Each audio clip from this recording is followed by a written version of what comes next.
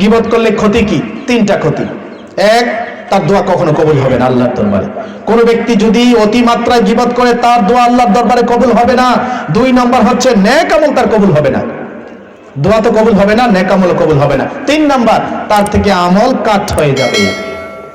আপনি তাহলে এত কষ্ট করে ফজর নামাজটা পড়লেন, নামাজ পড়ে রাস্তায় বের হলেই আপনি এমন একজন লোকের গীবত করলেন, এমন একজন লোকের কথা বললেন যে নামাজ পড়ছে না। তো নামাজ না পড়ার কারণে তার তো গুনাহ এমনি আছে, বরং আপনি আমল করে তাকে কিছু আমলের ভাগীদারি করে দিলেন। তাহলে আমরা কার বদনাম করি? কার বদনাম করি? যে আমার সাথে মিশে না, যে আমার সাথে তার আসে না, যার সে আমার শত্রু। শত্রুর তো আমরা কি দেই? তোহফা দেই, হাদিয়া দেই। হযরতে ইমাম শাফি রাহিমাহুল্লাহ তাআলার সময় একজন বুজুর্গ ব্যক্তি তিনি আল্লাহ ওলি ছিলেন, তিনি নেক বান্দা ছিলেন, নামাজ পড়তেন, তাহাজ্জুদ পড়তেন, সবকিছু ঠিক করতেন।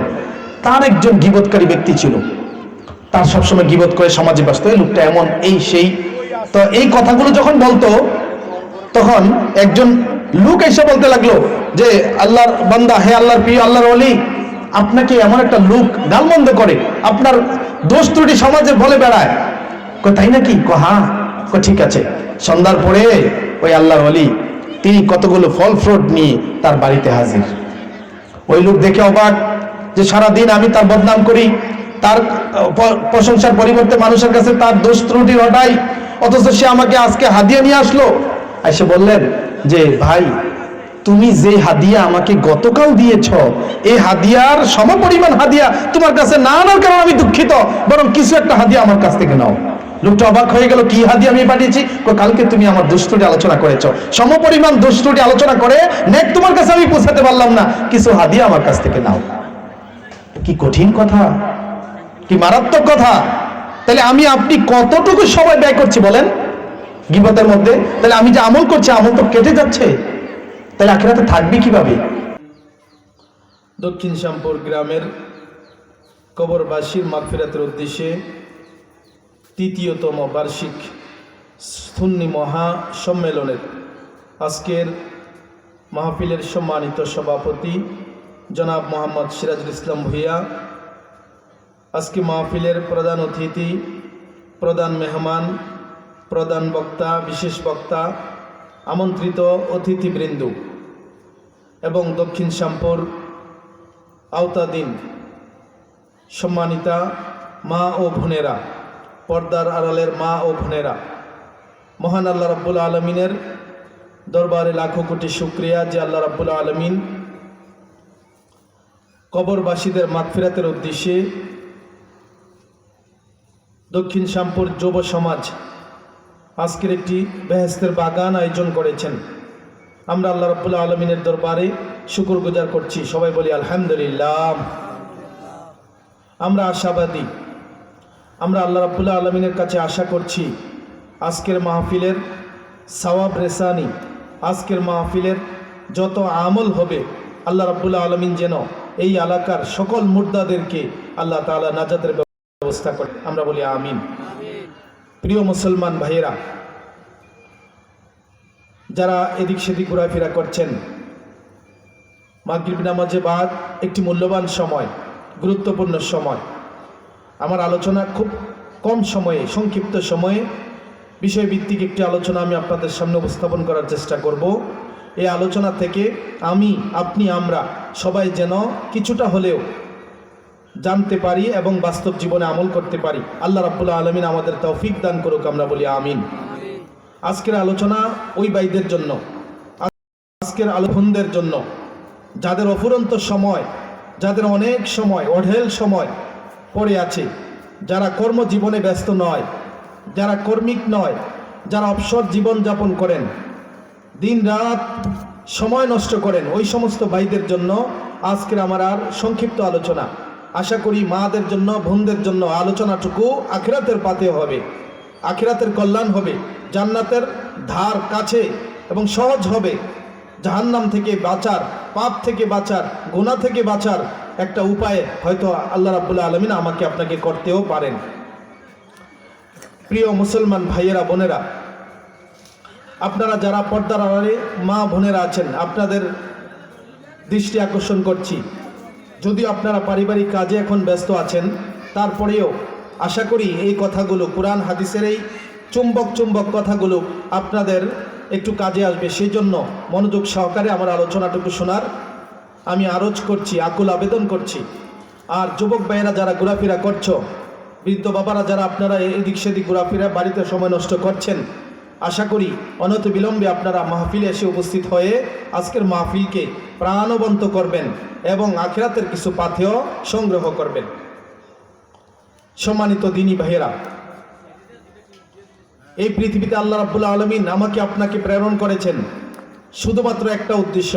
আল্লাহ রাব্বুল আলামিন পবিত্র কোরআনে বলছেন, ওমা খলাকতুল জিন্না ওয়াল ইনসা ইল্লা লিয়াবুদুন। আমি মানুষকে এবং জিন জাতিকে শুধুমাত্র একটা উদ্দেশ্যে, কেবলমাত্র একটা উদ্দেশ্যে, একটা মাত্র কারণেই পৃথিবীতে প্রেরণ করেছি, তা হচ্ছে লিয়াবুদুন, যাতে তারা আমার ইবাদত করতে পারে।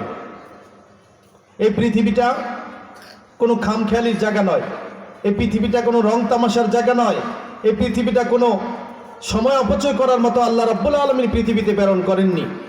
প্রত্যেকটা সময়ের, প্রত্যেকটা মুহূর্তের, প্রত্যেকটা দিন রাতের হিসাব আমাকে আল্লাহ রাব্বুল আলামিন কাল কিয়ামতের ময়দানে সর্বপ্রথম নিবেন।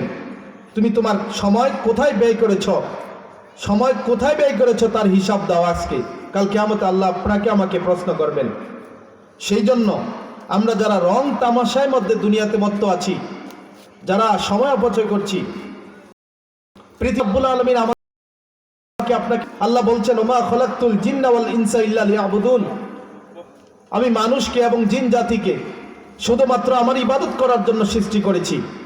তাইলে এখন আমি আপনি যদি হিসাব করি, ক্যালকুলেশন করি, পৃথিবীতে আমাকে প্রেরণ করা হলো আল্লাহর ইবাদত করার জন্য, তাহলে আমি সকাল থেকে শুরু করে একেবারে রাত্র অবধি পর্যন্ত 24টা ঘন্টা ব্যয় করছি।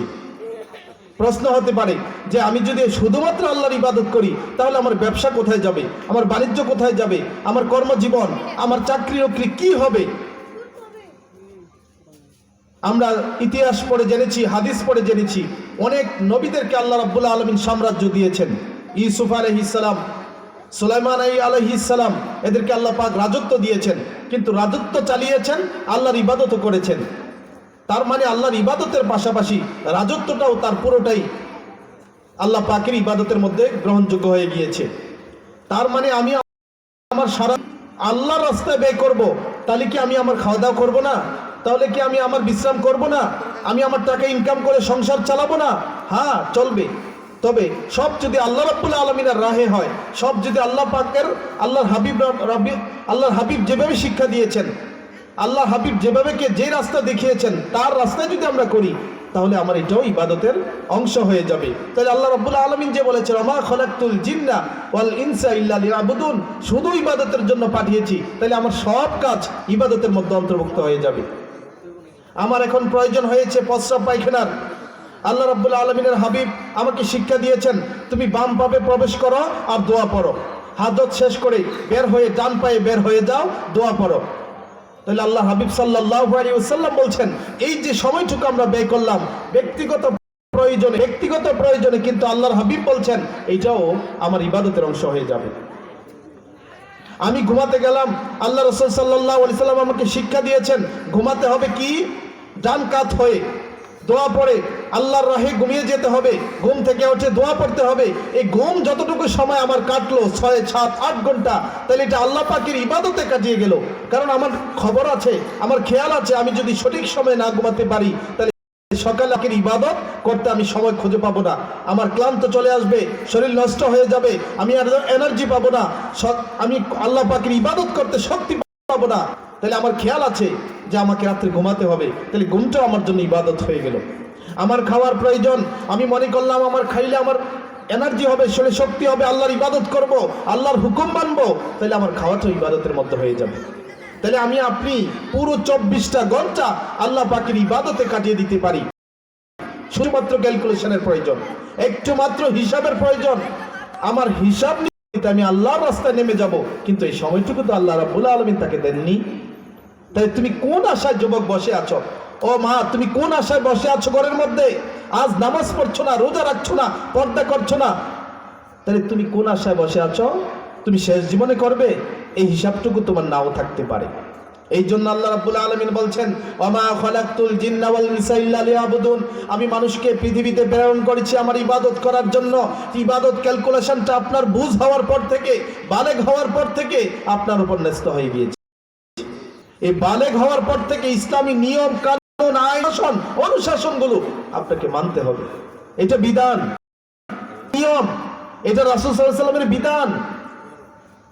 এই বিধান আমাকে ফলো করতে হবে, যুবক ভাইদেরকে ফলো করতে হবে, মা বোনদেরকে ফলো করতে হবে। আমরা আসলে সমাজে দেখি অনেক ক্ষেত্রে যুবকেরা উদাসীন, বৃদ্ধ বাবারা মসজিদে আসে, নামাজ পড়তে পারে না, রুকু করতে পারে না, সিজদা করতে পারে না, চেয়ারে বসে অথবা কষ্টে নামাজ। যুবকরা যখন সুঠাম দেহের অধিকারী ছিল, যখন এনার্জি ছিল, শক্তি ছিল, তার পাওয়ার ছিল, তখন সে ইবাদত করলো না। রুগ্ন অবস্থায় আইসা আল্লাহর ইবাদতের, আল্লাহ বলছেন এই সময় আমি তোমার ইবাদত কবুল করছি না, কারণ তুমি অফুরন্ত সময় আমাকে নষ্ট করে দিয়ে এসেছ, অফুরন্ত সময়ের তুমি আমার হিসাব দাও। তাহলে আপনার হিসাব কি হবে যুবক ভাই, যুবক বোনেরা? আপনাদের সময় কি হবে? অনেক সময় যে আপনারা নষ্ট করলেন টেলিভিশনের সামনে, সিরিয়ালের সামনে, মোবাইলের সামনে, ফেসবুক, ইউটিউব, এগুলোর সামনে আপনারা যে সময় নষ্ট বেশি করলেন, আপনার হিসাবটা কি দিবেন? আমি একটা আয়াতের ব্যাখ্যা করতে এই অপ্রাসঙ্গিক কথাগুলো বলেছি। আল্লাহ যে বলেছেন, ওমা খালাকতুল জিন্না ওয়াল ইনসা ইল্লা লিয়াবুদুন, আমার সময়টা ব্যয় হবে শুধু আল্লাহর ইবাদতে। তাহলে আমি ফজরের নামাজ জামাতে পড়েছি, ফজরের নামাজ আদায় করেছি, উঠে আমি আমার কর্মে লেগে গিয়েছি, তাহলে আমার কর্মগুলো হয়ে যাবে আল্লাহর ইবাদতের মধ্যে। আমি জোহরের সময় আবার জোহরের সময় জোহর নামাজের জন্য আমার তাড়না হলো, আমাকে জোহরের নামাজ আদায় করতে হবে, আমি সঠিক সময় জোহর নামাজ পড়লাম। এই যে মাঝখানের সময়টা, আল্লাহর হাবিব সাল্লাল্লাহু আলাইহি ওয়াসাল্লাম বলছেন যে এই সময়টা যদি কোনো সগীরা গুনাহ কেউ সংগঠিত হয়ে যায়, আল্লাহ পাক জোহরের নামাজের সাথে মাফ করে দিবেন।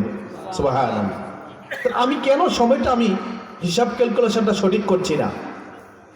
আর যারা এগুলা করে, কম বয়সে দাড়ি রাখে, টুপি পরে, নামাজ পড়ে, তাদেরকে ব্যাকডেট বলা হয়, তারা একেবারে অসাম্প্রদায়িক বলা হয়, তাদেরকে বলা হয় তারা ওল্ড মডার্নের বলা হয়। আসলে ভাই আপনি বুঝতে ভুল করেছেন, আখিরাতের হিসাব করতে আপনি ভুল করেছেন, আপনি আখিরাতের হিসাবটা নিতে ভুল করেছেন। সম্ভবত আল্লাহ রাব্বুল আলামিন আপনাকে হেদায়েত দিতে, হাদিস শিখো, নামাজ শিখো, রোজা শিখো, আখিরাতের সম্বল হিসেবে তৈরি করো। এটা আমার প্রথম এলান, প্রথম মেসেজ আপনাদের কাছে, মা এবং বাবাদের। প্রিয় মুসলমান ভাইরা, আমাদের আজকের মাহফিল কিন্তু কবরবাসীদের মাগফিরাতের উদ্দেশ্যে মাহফিল। আপনারা জানেন এই মাহফিলের আশেপাশে অনেকগুলো কবরস্থান আছে, অনেকগুলো কবরস্থান, পাশাপাশি তাছাড়াও আরো অনেকগুলো কবরস্থান এই গ্রামে রয়েছে। আমরা প্রতি জুমাতে, প্রতিদিন নামাজে দোয়া করি, আল্লাহ তাআলা এই গ্রামের যতগুলো কবরস্থানে মুসল্লি আছে, কবরস্থানে মুর্দা আছে, আল্লাহ সবগুলাকে তুমি মাফ করে দাও, আমরা দোয়া করি। আজকেও সেই কবরবাসীদের জন্য সেই দোয়ার ইন্তজামে আজকে মাহফিল করা হয়েছে। আপনি জানেন ওই কবরবাসীর চিৎকার আপনি শুনেন, মানুষ এবং জিন জাতি, দুইটা জাতি ছাড়া পৃথিবীতে সব প্রাণী কবরবাসীদের আর্তনাদ চিৎকার শুনতে পায়। দুইটা জাতি ছাড়া, মানুষ এবং জিন জাতি, এই দুইটা জাতি ছাড়া 18,000 মাখলুকাত বা তার চেয়ে কম বেশ যত জীব জগৎ আছে সব কবরবাসীদের চিৎকার আর্তনাদ শুনতে পায়। আমাকে বাঁচাও, আমাকে বাঁচাও, আমাকে বাঁচাও, সন্তান আমাকে বাঁচাও, আমি কবরে বিপদে আছি, আমাকে বাঁচাও। আমি আপনি শুনতে পাই না, জিন জাতি শুনতে পায় না, কিন্তু কবরে তারা কি অবস্থায় আছে আমরা তা অনুমান করতে পারি না। আমাদের উচিত তাদের জন্য দোয়া করা। আল্লাহ রাব্বুল আলামিন আর হাবিব বলছেন, যখন কোনো মাইয়তকে কবরে রাখা হয়, মাইয়ত দুই ধরনের হয়, একটা নেকি, একটা বদি। যে মাইয়ত নেকি হয় সে জান্নাতের ঘ্রাণ পায়, যে বদি বা পাপ হয় তার সে জাহান্নামের আযাব তার কাছে আসতে থাকে। আমরা জানি কবরের মধ্যে রাখলে একটা মাইয়তকে 3টা প্রশ্ন করা হয়, মান রাব্বুকা, ওমা দিনুকা, ওমান হাযার রাজুল। 3টা প্রশ্ন করা হয়। মুমিন বলে দিবে, দাউনি, আমাকে ছেড়ে দাও, আমি কি করব? উসাল্লি, আমি নামাজ পড়বো। দাউনি উসাল্লি, আরে আমাকে ছেড়ে দাও, তোমরা কারা আমি চিনি না, এই মুহূর্তে আমার নামাজ পড়া প্রয়োজন। তখন মুনকার নাকির বলবেন, এই মুমিন বান্দা, এটা দুনিয়া নয়, এটা আলমে বারজাক, এখানে নামাজ পড়ার প্রয়োজন নেই, বরং তুমি একটা কাজ করেছ, সুন্দর কাজ করেছ। তা কি? তা হলো তুমি আল্লাহ পাকের প্রথম টেস্টে, যে মনস্তাত্ত্বিক টেস্ট, এটার মধ্যে তুমি পাশ করে ফেলেছ। সুবহানাল্লাহ। তাকে এরপরে প্রশ্ন করবে, মান রাব্বুকা, তোমার প্রভুকে? সে উত্তর দিবে রাব্বি আল্লাহ। পরে প্রশ্ন করা হবে আমা দীনুকা, তোমার ধর্ম কি? সে বলবে দীনুল ইসলাম, আমার দিন ইসলাম। তৃতীয় প্রশ্ন করা হবে মান হাজার রাজুল, ওই যে লোকটা দেখা যাচ্ছে এই লোকটা কি চিনো?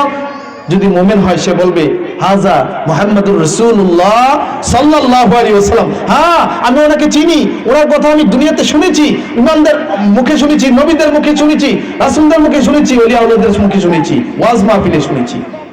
তিনটা প্রশ্ন, কমন প্রশ্ন, সবাইকে করা হবে। যখন তিনটা প্রশ্নের উত্তর সঠিক সে দিয়ে দিবে, আর প্রথম যে সাইকোলজিক্যাল টেস্ট সে পাস করবে, চারটা কাজ যখন শেষ হয়ে যাবে, মুমিন বান্দাকে ৫ম নম্বর একটা প্রশ্ন করা হবে। কি প্রশ্ন? সুনানে নাসাইতে আল্লাহ রাব্বুল আলামিন হাদিসে এসেছে, আল্লাহ বলছেন ওমা তাদরিকা ওমা দারাইতা ওমা তাদরি, তিন ভাবে হাদিসে এসেছে। আল্লাহ রাসূল বলছেন তাকে প্রশ্ন করা হবে, মুনকার নাকি প্রশ্ন করবে ফেরেশতারা, ও বান্দা তুমি এই কথাগুলো জানলা কোথায় থেকে? ওমা তাদরিকা, এগুলো জানলা কোথায় থেকে? ওমা দারাইতা, তুমি এগুলো শুনলা কই? তখন সাথে সাথে মুমিন বান্দা বলবে কারাতু কিতাব আল্লাহ ওয়া কারাতু কিতাব আল্লাহ, আমি পৃথিবী থাকতে আল্লাহ রাব্বুল আলামিনের কোরআন পড়েছি, এই কোরআন পড়ে জেনেছি যে কবরে আসলে আমাকে এই ফেস করতে হবে। সুবহানাল্লাহ। শুধু তাই নয়, আল্লাহর হাবিব বলছেন কারাতু কিতাব আল্লাহ ওয়া আমানতু বি, আমি কিতাব পড়েছি, সাথে সাথে আল্লাহর দরবারে আমি ঈমানও এনেছি। তখন আল্লাহ রাব্বুল আলামিনের ওই ফেরেশতারা বলতে থাকবে মুমিন বান্দা নাম কানাউমিল আরুস, তুমি বরের মতো ঘুমায় যাও, যেমনি ভাবে ভাসর রাত্রে একজন বর ঘুমিয়ে যায়, নাম কানাউমিল আরুস, ভাসর রাত্রের মতো বরের মতো তুমি ঘুমিয়ে যাও। এক লম্বা ঘুম দিবে। আখিরাতের যখন পয়গাম হবে, ইসরাফিল আলাইহিস সালাম ফুৎকার দিবেন, এই ফুৎকারে তার ঘুম ভাঙবে, উঠে বলবে আমার ঘুমটা কে ভাঙালো? ও যুবক, তুমি রাত্রে 12টা পর্যন্ত ফেসবুক দেখো, 1টা 2টা পর্যন্ত ফেসবুক দেখো, 3টার পরে ঘুমাও, তোমার ফজর কোথায়, জোহর কোথায়, আসর কোথায়, তোমার কোনো খবর নাই। এত ঘুমাও কেন? তোমার ঘুমের সময় তো আছে। কবর দেশে তুমি তো জিন্দেগি ঘুমাইবা, বছরের পর বছর, হাজার বছর তুমি ঘুমাইবা, তোমার ঘুমের তো সময় তখন। আর যদি এখন ঘুমায় তুমি সময় নষ্ট করো, তাইলে ওই সময়ের ঘুমটা কিন্তু তোমার হবে না। এই হলো মুমিন বান্দার জন্য। যখন ব্যক্তিটা মুমিন বান্দা হবে না, তখন তাকে কি বলা হবে? তাকে বলা হবে যে এই পরিবেশ তৈরি করে দেওয়ার পরে সে নামাজ পড়ার কোনো প্রায়োরিটি তার থাকবে না, কোনো প্রাধান্য থাকবে না, সে বসেই থাকবে, বরং সে ভীত সন্ত্রস্ত এত বেশি হবে, ভয়ে কম্পমান এত বেশি হতে থাকবে, সে একটা প্রশ্নের উত্তর দিতে পারবে না। 3টা প্রশ্নের অ্যান্সারে সে বলবে হা হা লা আদ্রি। হাদিসে আল্লাহ রাসূল বলছেন হা হা লা আদ্রি, হায় হায় আমি এগুলো জানি না, হা হা লা আদ্রি, হায় হায় আমি এগুলো জানি না, আমি এগুলো শুনি নাই। তখন ফেরেশতারা, একজন ফেরেশতা আগমন করবে, যা সে হবে অন্ধ, বধির, সে শুনে না, বোবা, কিচ্ছুই যা দেখবে না, এমন মারবে সর্বশেষ তাকে জাহান্নামের মধ্যে তাকে সুরঙ্গ করে দেবে। কিয়ামত পর্যন্ত তার আযাব থাকতে, জাহান্নাম থেকে আযাবের শাস্তি আসতে থাকবে। প্রিয় মুসলমান ভাইয়েরা, মুসলমান বোনেরা, যুবক ভাইয়েরা, যুবতী বোনেরা, আপনাদেরকে বলছি, আপনারা যারা সময় অপচয় করছেন, অথচ আল্লাহ বলেছেন ওমা খালাকতুল জিন্না ওয়াল ইনসা লিয়াবুদুন, আমার ইবাদত করো। আর আমি সারাক্ষণ ফেসবুক দেখছি, আমি সারাক্ষণ ইউটিউব দেখছি, অনলাইন ক্লাসের নামে আমি সারা দিন মোবাইলে সময় নষ্ট করছি। যুবতী ভাই বোন, আমরাও বেপরোয়া হয়ে গিয়েছি। আমরা আমাদের সন্তানকে মোবাইলে শুরু থেকেই তাদেরকে প্র্যাকটিস করিয়ে দিয়েছি, কারণ সন্তান ডিস্টার্ব করে, মা বাবার রান্নার কাজে ডিস্টার্ব করে, বাবার কাজে ডিস্টার্ব করে, আমি তাকে আগে থেকেই প্র্যাকটিস করে ফেলছি। বাচ্চা যা জানে বৃদ্ধ বাবাও তা জানে না, আমিও তা জানি না, কারণ সে শিখে ফেলেছে এভাবে। আমরা তো এইভাবেই শুরু করে দিয়েছি। আমাদের শুরুটাই একটু ভুল ছিল, আমাদের শুরুটাই উল্টা ছিল, যার কারণে আমাদের এই পরিস্থিতি হয়ে গেছে। সুতরাং যুবক ভাইদেরকে বলবো, 5টা পরীক্ষার কবরে পাশ করতে হলে যুবক ভাই তোমাকে এখনই ইবাদতের প্রিপারেশন নিতে হবে। আজ থেকে ইবাদতের প্রিপারেশন নিতে হবে। কালকে পড়বো, আজকে রাত্রে তোমার ইন্তিকাল হলে তুমি কি করবা? তুমি কি খেয়াল করেছো? কালকে থেকে সব হিসাব চুকবো, তাহলে আজকে রাত্রে হিসাব কি হবে? তোমার মৃত্যু কি বলা আছে? আগামী দিন এত সময় আসবে, তার তো কোনো গ্যারান্টি নেই। এই জন্য আমাকে এখনই এই মুহূর্তে প্রস্তুতি গ্রহণ করতে হবে। এখন থেকে আমি প্রস্তুতি গ্রহণ করব, তাইলে কি আমার গুনাহ মাফ হবে? আল্লাহর হাবিব সাল্লাল্লাহু আলাইহি ওয়াসাল্লাম বলছেন, কোন বান্দা যদি তার কৃতকর্মের পিছনে সমস্ত গুনাহগুলো মাফ চেয়ে আল্লাহর দরবারে এই মুহূর্তে আল্লাহর রুজু হয়, আল্লাহকে সিজদা করে, আল্লাহ রাব্বুল আলামিন পিছনের সব গুনাহ তো মাফ করবে না, বরং যত পরিমাণ গুনাহ করেছে সব গুনাহ নেক দিয়ে আল্লাহ পুরাই দিবেন। সুবহানাল্লাহ। কোথায় আছেন আপনি? এই সুযোগ কি আপনার বাবা দিবে? এই সুযোগ কি আপনার মা দিবে? এই সুযোগ কি আপনার কোন লিডার দিবে? আপনি বাবার কাছে একটা কিছু চান, আপনার বাবা বিরক্ত হবে। দুইটা কিছু চান, বিরক্ত হবে। যত বেশি চাইবেন বাবা মার কাছে, কারো কাছে, বন্ধুর কাছে, তারা বিরক্ত হবে। আল্লাহ বলছেন, বান্দা যত কম আমার কাছে চায় তার প্রতি আমি তত বিরক্ত হই, যত বেশি চায় তার প্রতি আমি তত খুশি হই। তাহলে কার কাছে চাইবেন? আল্লাহর দরবারে চাওয়া দরকার। ও যুবক, আল্লাহর কাছে চাও, তুমি ফিরে আসো। ও বা যুবতী বোন, তোমাকে বলছি, তুমি আল্লাহর রাস্তায় ফিরে আসো। তুমি কেন সময় অপচয় করছো? এরপরে আমি আপনি পৃথিবী থেকে চলে যাব। আসরের পরে হুজুর আলেম বলেছেন, এই হাদিসটি সহিহ মুসলিম শরীফ হাদিসটি এসেছে। আল্লাহ রাসূল সাল্লাল্লাহু আলাইহি ওয়াসাল্লাম বলছেন যে ইজা মাতা ইনসানু ইনকাতা আনহু আমালুহু, যখন মানুষ মরে যায় পৃথিবীর সমস্ত সংযোগ তার থেকে ডিসকানেক্ট হয়ে যায়, বিচ্ছিন্ন হয়ে যায়। ইনকাতা আনহু আমালুহু, পৃথিবীর সমস্ত যোগাযোগ তার বন্ধ। একটা মানুষ দুনিয়া থেকে আখিরাতে যাবে, সমস্ত আমল তার থেকে বন্ধ হয়ে যায়। এবার আপনি যদি সারা জীবন অন্যায় পথে চলেছেন, কবরের হিসাব কি আপনি বুঝতে পেরেছেন? আপনি মনে করেছেন আপনার সম্পদ আছে, আপনার ছেলেরা এখান থেকে 50-1 লক্ষ টাকা মসজিদে দান করবে, এটা উসিলা হয়তো আপনি মাপ পাবেন, এটা ঠিক আছে, এটা সওয়াব পাবেন, কিন্তু আপনার হিসাবটা কে দিবে? পৃথিবীর সমস্ত কানেক্ট আপনার থেকে ডিসকানেক্ট হয়ে যাবে। এজন্য আল্লাহর হাবিব বলছেন, সুনান সহিহ মুসলিম এসেছে, ইজা মাতাল ইনসান, যখন মানুষ মারা যায়, ইনকাতা আনহু আমালুহু, সমস্ত আমল তার থেকে বিচ্ছিন্ন হয়ে যায়, ইল্লা মিন সালাসাতিন, তবে 3টা আমল জারি থাকে। তাহলে আপনি আমি কি চাই না 3টা আমল? আমি মৃত্যুবরণ করব, কিন্তু আমার আমলগুলো কবরে যাক। আমি মৃত্যুবরণ করব, কিয়ামত পর্যন্ত কবরে সওয়াব পৌঁছতে থাকুক, আমরা কি চাই না? চাই, কিন্তু করতে পারছি না। বাস্তবতা আমাদেরকে অনেক দূরে ঠেলে রেখেছে। ইল্লা মিন সালাসাতিন, 1 নম্বর ইল্লা মিন সাদকাতিন জারিয়াতিন, 1 নম্বর হচ্ছে সদকায়ে জারিয়া। সদকায়ে জারিয়া কি? মসজিদ করলাম, আমি অংশগ্রহণ করলাম, মাদ্রাসা করলাম, অংশগ্রহণ করলাম, এতিমখানা করলাম, আমি অংশগ্রহণ করলাম, রাস্তা মেরামত করলাম, আমি অংশগ্রহণ করলাম, সবগুলো হচ্ছে সদকায়ে জারিয়া। যতদিন মসজিদ থাকবে, কিয়ামত পর্যন্ত যত মুসল্লি নামাজ পড়বে, আমি আপনি 2 টাকা 5 টাকা একটা ইট দেওয়ার কারণে কিয়ামত পর্যন্ত নামাজ পড়ে যত সওয়াব পাবে, আমার কবরেও কিয়ামত পর্যন্ত সওয়াব পৌঁছতেই থাকবে। সুবহানাল্লাহ। এটা সদকায়ে জারিয়া। আসল মুমিন ভাই, ভালো কাজে উদ্বুদ্ধ করি, ভালো কাজে মানুষকে উদ্বুদ্ধ করি, উৎসাহিত করি। ইল্লা মিন সাদকাতিন জারিয়াতিন আও ইলমিন ইনতাফাউ বি, 2 নাম্বার। এখানে এসে আমরা অনেকেই একটু ইলমিন ইনতাফাউ, এমন জ্ঞান পৃথিবীতে রেখে যায়, এমন কিছু বাণী পৃথিবীতে রেখে যায়, এমন কিছু উক্তি মানুষের কাছে রেখে যায়, যেগুলো মানুষের উপকারে আসবে।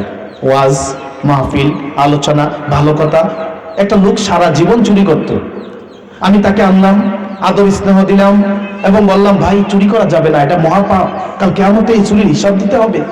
তাকে এমন ভাবে বললাম, তার ভিতরে একটা প্রভাব তৈরি করেছে। সে কিয়ামত, তার যতদিন ছিল আজীবন সে চুরি ছেড়ে দিয়েছে। সে চুরি দিয়ে যে সওয়াব পেয়েছে, আপনার পরামর্শে চুরি ছাড়ার কারণে যা সওয়াব করবে, তার একটা অংশ আপনার কিয়ামত পর্যন্ত কবরে পৌঁছতে থাকবে। সুবহানাল্লাহ। আও ইলমিন ইনতাফাউ বি, 2 নাম্বার, এমন জ্ঞান আপনি রেখে গেলেন, এমন ইলম রেখে গেলেন, এমন কিতাব রেখে গেলেন, এমন ওয়াজ রেখে গেলেন, এমন কিছু মানুষ তৈরি করে গেলেন, যে মানুষগুলো আপনার পরে পরবর্তী জেনারেশন, পরবর্তী জেনারেশনের পরে পরবর্তী জেনারেশন, আপনি শিক্ষা দিয়েছেন আপনার সন্তানকে, আপনার সন্তানের সন্তানকে, এইভাবে চলতে থাকবে কিয়ামত পর্যন্ত, এবং সওয়াব আপনার কবরে পৌঁছতে থাকবে। আও ইলমিন ইনতাফাউ বি, 3 নম্বর আল্লাহ হাবিব বলছেন, আও ওয়ালাদিন সালিহিন ইয়াদউ লাহু, পৃথিবীতে এমন সন্তান রেখে যাও, এমন সন্তান রেখে যাও, এমন সন্তান রেখে যাও, যে সন্তানটা তোমার জন্য হাত তুলে দোয়া করবে, রব্বিরহামহুমা কামা রাব্বায়ানি সাগীরা। কখন দোয়া করবে? এই সন্তানটা যদি নামাজ পড়ে নিজের জন্য দোয়া করে। যেই সন্তানটা আজকে 20 বছর ধরে কোনো নামাজই পড়ে না, সে নিজের জন্যই তো দোয়া করে না, বাবার জন্য দোয়া করবে, মার জন্য দোয়া করবে। তারা তো ঠাকা লাগছে না, সে নিজের জন্য তো দোয়া করছে না। এবার আপনি একটু ক্যালকুলেশন করেন, আপনি একটু হিসাব করেন, আপনি একটু হিসাব করে দেখেন আপনি পৃথিবীতে কি রেখে আসলেন। ওয়ারিস কি রাখলেন? 10খানি ক্ষেত, জমিন, 2টা বিল্ডিং, কিছু ব্যাংক ব্যালেন্স। এটি আপনার কোনো কাজে আসবে না। আপনার কাজে আসতে হলে 3টা জিনিস আপনাকে করতে হবে। আপনার সন্তানটা রেখে যেতে হবে। কি সন্তান? নেক সন্তান। নেক সন্তান বলতে কি আমরা টাইটেল ফার্স্ট বুঝি? নেক সন্তান বলতে বড় জুব্বা বুঝি, পাগড়ি বুঝি, টুপি বুঝি? বিষয়টা এমন নয়। নেক সন্তান হচ্ছে যে 5 ওয়াক্ত নামাজ পড়বে, হালাল পথে চলবে, মানুষের সাথে ভালো আচরণ করবে, ওইটাই আমার নেক সন্তান। ওইটা কোনো টাইটেল ফাঁসের প্রয়োজন নয়, ওটা কোনো মাস্টার্স পাসের প্রয়োজন নাই। ওটা মূর্খ সন্তানটাও নেক সন্তান হতে পারে, যে নিজের জন্য দোয়া করবে। আর যেই সন্তানটা নিজের জন্য দোয়া করবে সে অবশ্যই তার বাবা মার জন্য দোয়া করবে। আর যেই সন্তানটা পুরো বছরে নামাজ পড়ে না, ঈদের সময় নতুন কাপড় পরে সে মসজিদের অথবা ঈদগাহ সামনে কাতারে এসে সে নিয়ত করতে জানে না, সে নিয়ত কি করবে সে তা বুঝতে পারে না, তাহলে সে কার জন্য দোয়া করবে? তার দোয়া তো কবুলই হচ্ছে না। সে তো দোয়া করার পদ্ধতি জানছে না। আপনার জন্য কি দোয়া করবে, কি নিয়ে আসবে, বহন করবে? বাবাদের উদ্দেশ্যে বলছি, বৃদ্ধ বাবাদের পায়ে হাত দিয়ে বলছি, আপনি এমন কিছু তৈরি করে যান। আপনার সন্তানের সুযোগ হয়নি, সন্তানের ঘরে সন্তান হয়েছে, তাদেরকে সুযোগ করে দেন, কোরআন পড়ার সুযোগ করে দেন, হাদিস পড়ার সুযোগ করে দেন, নামাজ পড়ার প্র্যাকটিস আপনি করান। আপনি তো তা করাচ্ছেন না, আপনি ভিন্ন ওয়েতে আপনি রাস্তা আগাচ্ছেন। কারণ এই রাস্তা আসলে ইনকামের নাকি কমতি হয়, ইনকাম বন্ধ হয়ে যায়। অনেকের ধারণা, আরে মাদ্রাসা পড়ে কি করবো, আরে কি কামাই করব, ওই রাস্তায় পড়াবো, এই করবো, সেই করবো। ভাই, আমরা মাদ্রাসায় পড়েছি, আমরা দিনী লাইনে পড়েছি, ইউনিভার্সিটি লাইনেও পড়েছি, আলহামদুলিল্লাহ আমরা বুঝতে পেরেছি না দুনিয়া তো দরকার আছেই, তবে আখেরাতটা আমাদের জন্য প্রাধান্য। আখেরাতটাতে পেতে হলে দুনিয়া আমাকে এমন ভাবে নিজেকে গঠন করতে হবে যে আখেরাতের কাজে আসবে। শুধু দুনিয়া করে আখেরাত পাওয়া অবশ্যই যাবে না। আওয়ালাদিন সালিহিন ইয়াদউ লাহু, তাহলে আমি আমার সন্তানকে রাখবো যেই সন্তান আমার জন্য দোয়া করবে। এই যে যারা কবরে চলে গেলেন, আজকে যাদের উদ্দেশ্যে মাগফিরাতের উদ্দেশ্যে আজকে দোয়ার ইন্তজাম, আলোচনা, আজকে ওয়াজ মাহফিল, ওই বাবারা চিৎকার করছে, আরে আমার সন্তানরা যদি নেক সন্তান হতো, আমার সন্তানরা যদি মাগরিবের নামাজের পরে আমার জন্য একটু দোয়া করতো, আল্লাহ রাব্বুল আলামিন এই দোয়াটা কবুল করতেন। হাদিসে এসেছে আল্লাহ রাসূল সাল্লাল্লাহু আলাইহি ওয়াসাল্লাম বলছেন, যখন কোনো বান্দা তার বাবার জন্য, মার জন্য দোয়া করে, দোয়াটা আল্লাহ রাব্বুল আলামিনের কাছে চলে যায়। এই দোয়াটা যদি এখনের প্রয়োজন হয়, তার বান্দার জন্য দরকার হয়, আল্লাহ তখনই দিয়ে দেন। আর যদি এখন প্রয়োজন না হয়, তাহলে এটা রিজার্ভে রাখেন। 10 বছর 20 বছর পরে যদি তার প্রয়োজন বোধ করেন আল্লাহ যে এখন তার সময় হয়েছে দোয়ার, ওই দোয়ার জিনিসটা প্রাপ্য তার, তখন আল্লাহ দেন। আর যদি দুনিয়াতে প্রয়োজনে নাই, তখন আল্লাহ রাব্বুল আলামিন হাবিব বলছেন এই দোয়াকে তাকে নেক আমল হিসেবে কাল কিয়ামতে তার নাজাতের ব্যবস্থা করে দেওয়া হয়। সুবহানাল্লাহ। কে দোয়া করবে? আপনার সন্তান। যেই সন্তান বললে যে বাবা আসো নামাজ পড়তে আসো, সন্তান আপনাকে 3টা শোনায়, মা যদি বলে রোজা রাখোস না কেন, মাকে 4টা শোনায়, ওই সন্তান আপনি রাখছেন, তৈরি করছেন। আপনার ক্যালকুলেশনটা খেয়াল করছেন। আপনি দুনিয়ার জন্য একজন সফল বাবা ঠিকই, কিন্তু আখিরাতের জন্য আপনি একেবারে হতভাগা, একেবারে হতভাগা, একেবারে হতভাগা, দুর্ভাগ্য সন্তান রেখে গেলেন। যেই সন্তান, আমি জুমাতে বলেছি, গত জুমাতে, যেই সন্তান আপনার মুর্দার সামনে দাঁড়িয়ে, আপনার লাশের সামনে দাঁড়িয়ে একটা দোয়া পড়তে জানে না, আপনার জন্য দোয়া করতে পারে না, হায়ারিং করে হুজুর এনে দোয়া করতে হয়, তাহলে সন্তানটা আপনাকে কি করবে বলেন? 3 দিন পরে একটা খানা করবে, 40টা খানা করবে, আপনার জন্য দোয়া করবে, হায়ারিং করে। আপনার সন্তান আর কোনো বছরে খেয়াল রাখবে না। 1 বছর পর পর হুজুর ডেকে এনে দোয়া করবে। হ্যাঁ, এটাকে আমি অনুৎসাহিত করছি না, তবে সন্তান তো আপনার জন্য দোয়া করছে না, কেন করবে? সন্তান তো এখন তো নামাজও পড়ে না। সন্তানকে আপনি ওভাবে শিক্ষা দেননি। প্রিয় মুসলমান ভাইয়েরা, তাহলে আমরা ইনশাআল্লাহ আমাদের সন্তানগুলোরে আখিরাতমুখী করব, নেক সন্তান রাখবো, যাতে কবর গিয়েও আমি শান্তি পেতে পারি। মূল উদ্দেশ্য আমার আজকের আলোচনায় বিষয় ছিল না। আমার আলোচনার ভিন্ন একটা বিষয় নিয়ে আপনাদের সামনে উপস্থাপিত হয়েছি। তা হলো আজকের সমাজে সবচেয়ে গুরুত্বপূর্ণ, সবচেয়ে বেধি, যেটা মারাত্মক বেধি হিসেবে ধারণ করেছে, এমন একটা খারাপ চরিত্র আমি আপনাদের সামনে আলোচনা করার জন্য উপস্থিত হয়েছি। প্রিয় মুসলমান ভাইয়েরা, প্রিয় মুসলমান ভাইয়েরা, আল্লাহ রাব্বুল আলামিন মানুষদেরকে পৃথিবীতে সৃষ্টি করার পরে তাকে কিছু নেক, কিছু চরিত্র দিয়েছেন, ভালো চরিত্র দিয়েছেন। যেমন একটা লোক কখনো মিথ্যা বলে না, সব সময় সত্য বলে, এটা তার ভালো গুণ। একটা লোক সময়মতো নামাজ পড়ে, ভালো গুণ। সৎ চরিত্র, উত্তম চরিত্র, সুন্দর চেহারায় কথা বলে, যখনই কারোর সাথে দেখা হয় সুন্দরভাবে কথা বলে, এটা তার উত্তম গুণ। সে তার আমানত ঠিকমতো মানুষের সামনে দেয়, এটা তার উত্তম গুণ। কিন্তু এই উত্তম গুণের ভিতরে একটা নিকৃষ্ট গুণ আছে, নিকৃষ্ট বদ গুণ আছে, যে গুণটা আমাদের সমাজে এখন সয়লাব হয়ে আছে। আমরা এটাকে গুণা মনে করছি না, মহিলারা মনে করছি না, নারীরা মনে করছি না, পুরুষরা মনে করছি না, ইমাম সাহেব মনে করছি না, মুয়াজ্জিন মনে করছি না, কে আলেম, কে জালেম, কে মূর্খ, কে কি কোন অবস্থা আছে, আমরা এটাকে এখন গুনাহ মনে করছি না, এটাকে মিষ্টি গুনাহ মনে করছি। মিষ্টি গুনাহ, যেটাকে আমি আমার ভাষায় বলি মিষ্টি গুনাহ, মানে গুনাহটা করতে টেস্ট লাগে, মজা লাগে। কেমন? দুই বন্ধু বসেছি চায়ের আড্ডায়, এই শুনছস কি, ওই মসজিদের হুজুর না, গতদিন দেখছি শরীরে কাপড় ছিল না।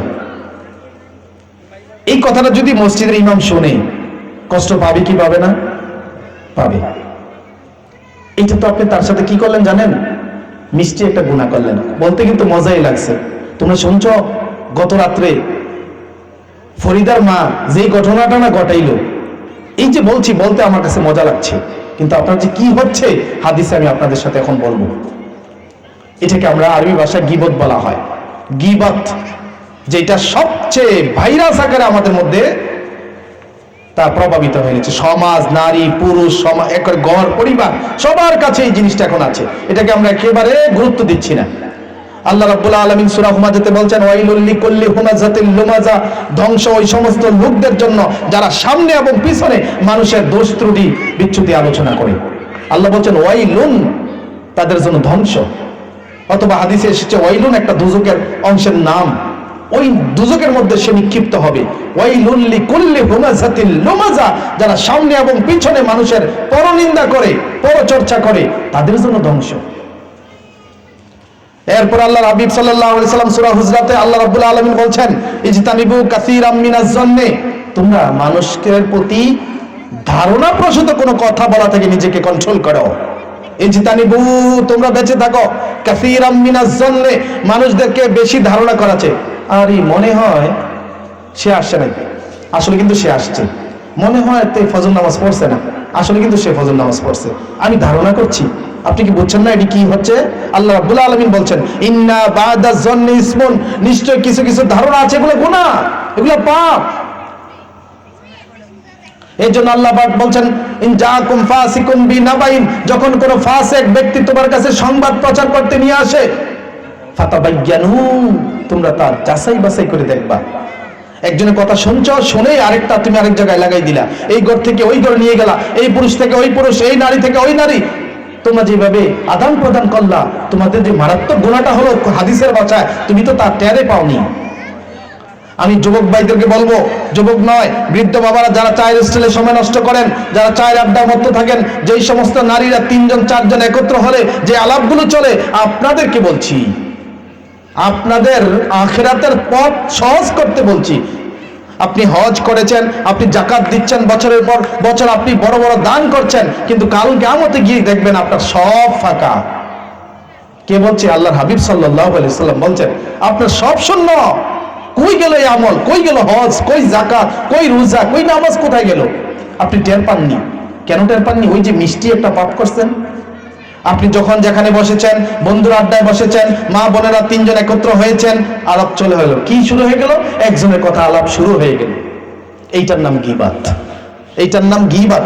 আল্লাহ রাব্বুল আলামিন সূরা হুজরাতের 12 নম্বর আয়াতে গীবত সম্পর্কে মানুষকে সংশোধন করছেন। সূরা হুজরাতের 12 নম্বর আয়াত, ওয়ালা ইয়াগতাব বা'দুকুম বা'দা, সাবধান তোমরা একে অপরের গীবত করবা না। ওয়ালা ইয়াগতাব বা'দুকুম বা'দা, একে অপরের গীবত করো না, সাবধান। কি আল্লাহ গীবত করলে কি হবে? আল্লাহ পাক নিজে উত্তর দিয়েছেন, আইয়ুহিব্বু আহাদুকুম, তোমরা কি পছন্দ করো আইয়াকুলা লাহমা আখিহি মাইতান, মৃত ভাইয়ের গোশত খাওয়াকে কি তুমি পছন্দ করো? আইয়ুহিব্বু, আল্লাহ প্রশ্ন করছেন আমাকে আপনাকে। মানে গীবত করে না এমন একটা মানুষ পৃথিবীতে খুঁজে পাওয়া যাবে না। আমি বলেন, আপনি বলেন, ইমাম বলেন, সবাই গীবত করে, তবে তার মাত্রা কম আর বেশি। আপনি একটু হিসাব করেন, দিনে কয়টা আমল করলেন, আর আজকে আলোচনা শোনার পরে আপনি একটু ক্যালকুলেশন করেন, কয়টা আমল আপনার থেকে কাট হয়ে গেল, কেটে গেল। আল্লাহ রাব্বুল আলামিন বলছেন আইয়ুহিব্বু আহাদুকুম, তোমরা কি ভালোবাসো, পছন্দ করো আইয়াকুলা লাহমা আকিহি মাইতান, মৃত ব্যক্তির গোশত, মৃত ব্যক্তি না, মৃত ভাইয়ের গোশত খাওয়া? আল্লাহ নিজে উত্তর দিচ্ছেন ফাকারিহতুমু, না না না, তোমরা এটা অপছন্দই করো। মানুষের গোশত খাওয়া তো এমনি হারাম, আবার মৃত ভাই, এটা তো আরো বেশি আপনার জন্য জঘন্য, আপনি অপছন্দ করেন। আল্লাহ বলছেন তুমি কি তাইলে মৃত ভাইয়ের গোশত খাওয়া পছন্দ করো? যদি পছন্দ করে থাকো তাহলে ভাইয়ের দোষটা আরেক জায়গায় বলো। এখন প্রশ্ন হলো, তার মধ্যে তো দোষটা আছে, আমি বললে সমস্যাটা কি? আল্লাহ রাব্বুল আলামিনের কাছে এই প্রশ্ন করা হলো। সাহাবীরা, আল্লাহ রাব্বুল আলামিনের হাবিব বলছেন আতাদ্রি মাল গীবা, ও সাহাবীরা তোমরা কি জানো গীবত কি? ক্বালু, সাহাবীরা বলতে লাগলো আল্লাহু ওয়া রাসূলুহু আলাম, আল্লাহ এবং তার রাসূল সবচেয়ে ভালো জানেন গীবত বলতে কি। তখন আল্লাহ রাসূল সাল্লাল্লাহু আলাইহি সাল্লাম বলছেন যে যিকরুকা আখাকা, তোমার ভাইয়ের কোনো কথা অন্য ভাইয়ের কাছে বলা। কোন কথাটা? ফাকারিহতু, যেই কথাটা ভাইরা অপছন্দ করে, মানে এই কথাটা সত্য, সলিমউদ্দিন চুরি করেছে এটা সত্য, কিন্তু এইটা যখন আপনি মানুষের কাছে বলবেন তখন সলিমউদ্দিনের মনে একটু কষ্ট লেগে গেছে, তো আমার কথাটা কি বললো, কথাটা কিন্তু সত্য, কিন্তু আপনি আরেকজনের কাছে বলেছেন। এইটাকে গীবত বলে, এইটাকে গীবত বলে। আপনি অপরাধ করেছেন, আপনি অন্যায় করেছেন, আপনার এই কথাটা আরেকজনের ভাইয়ের কাছে বলা, এটা সত্য, এটার নাম গীবত।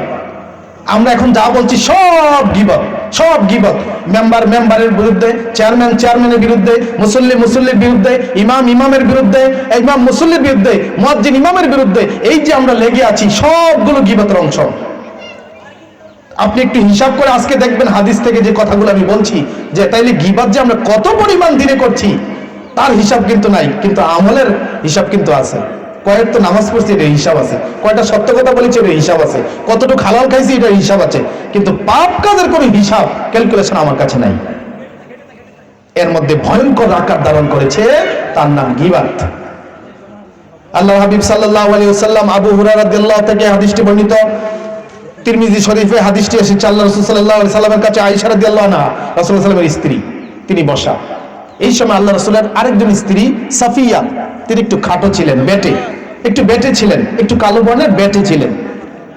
আমরা মানুষ দেখলে কি কই, এই বাটি, এই বাইটটা, এই জাতীয় কথাগুলো বলি, এই কালো, এই এই সেই, এগুলা সত্য, কিন্তু আপনি বললেন তার মনে কষ্ট হইল, আপনি যে বললেন তার ভিতরে কষ্ট হল, আল্লাহ রাসূল বলছেন এইটাই গীবত।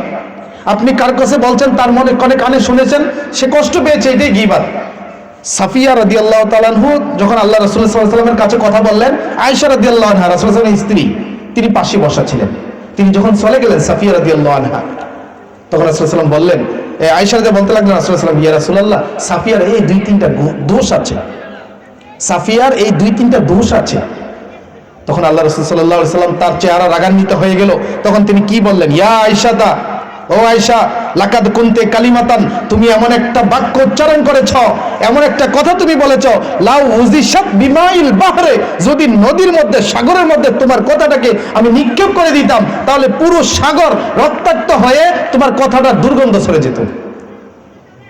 তোমার এই কথাটা, একটা কথা, সফিয়ার বিরুদ্ধে যে কথাটা বলেছ এটা ঠিক আছে, সফিয়া খাটো মানুষ। তিরমিজি শরীফের 6265 নম্বর হাদিসের কথা বলছি।